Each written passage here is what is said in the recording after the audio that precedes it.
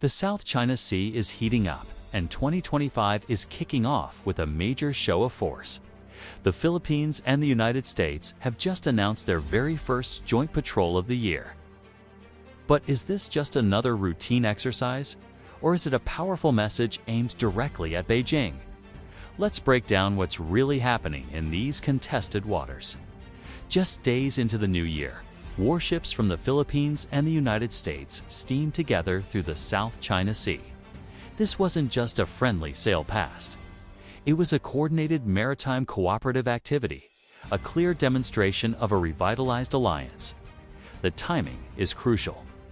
This comes after a year of escalating tensions where Philippine vessels faced repeated harassment. Now, Manila and Washington are starting the year by drawing a firm line in the water. So, who was involved? The Philippine Navy sent 4 vessels, including the formidable frigate BRP Gregorio del Pilar. On the American side, U.S. Navy deployed a full carrier strike group. We're talking about the aircraft carrier USS Carl Vinson, a cruiser, and 2 destroyers. This isn't just a patrol, it's a massive display of naval power. Having an American aircraft carrier, a floating city with more firepower than many entire air forces sailing alongside Philippine ships, sends an undeniable signal of commitment. The patrol took place within the Philippines' Exclusive Economic Zone, or EEZ. This is a critical detail. Under international law, the Philippines has sovereign rights over the resources in this area. Yet, this is the very region where Chinese vessels have been most active, challenging Philippine authority. By conducting the patrol here, the U.S. and the Philippines are not just sailing together.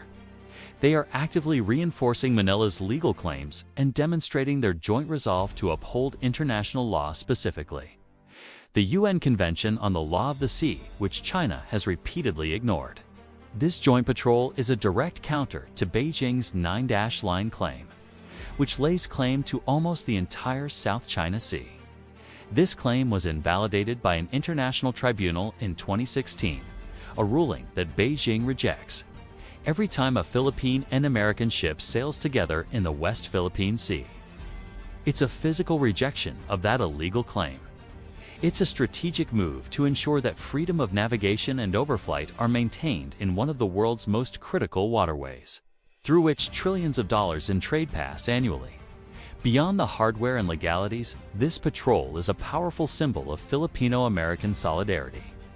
It shows that the Mutual Defense Treaty isn't just a piece of paper. It's a living, breathing commitment that translates into real-world action.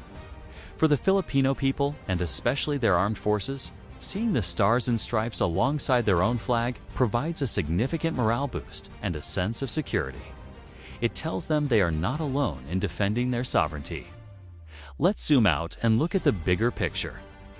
This isn't just about the Philippines. This joint activity is a cornerstone of the United States' broader Indo-Pacific Strategy.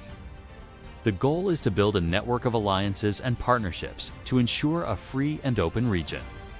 By strengthening ties with key allies like the Philippines, Japan, and Australia, Washington aims to create a collective security network that can deter aggression and maintain stability. This patrol reinforces the message that regional security is a shared responsibility. Visualizing the route is key. Imagine the warships moving in formation, a path deliberately chosen to traverse areas of recent friction. Let's look at the map. They sailed through waters west of Palawan, a strategic area that has seen numerous incidents. This wasn't a random course, it was a calculated move to assert presence where it matters most. It's a naval chess game, and this move puts the ball squarely in the other court, challenging any attempts to disrupt the status quo through intimidation. So, what's the final verdict? Is this joint patrol a win for deterrence? The answer is a resounding yes, but with a caveat. On one hand, it successfully demonstrates capability and resolve. It shows that there will be a coordinated response to coercive actions. It complicates any potential aggressor's calculations, forcing them to think twice before acting. It proves that the alliance is robust and ready to act. However, deterrence is an ongoing process, not a one-time victory. This patrol is a significant step, but it must be part of a consistent, long-term strategy. The key will be to maintain this momentum, to conduct more frequent and complex joint activities, and to continue building the Philippines' own defense capabilities. This first patrol of 2025 has set a strong precedent. It's a clear signal that the alliance is not just back, it's stronger and more determined than ever. The world is watching to see what happens next. What do you think about this show of force? Will it lead to a more stable South China Sea, or will it escalate tensions further?